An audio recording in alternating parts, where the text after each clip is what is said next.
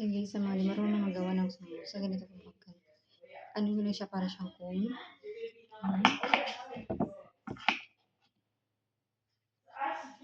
Ito is, palaman niya is cheese. Yung iba kasi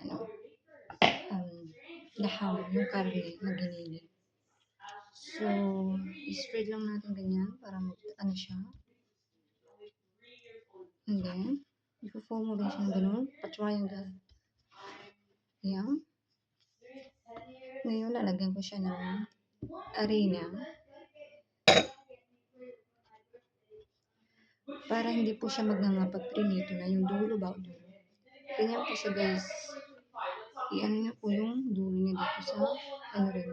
Tapos kailangan yung mga bawat dulo niya is sarado para hindi maglabas yung palaman niya pag prinito. Ganyan ang paggawa ng sambusa para perfect. Diba?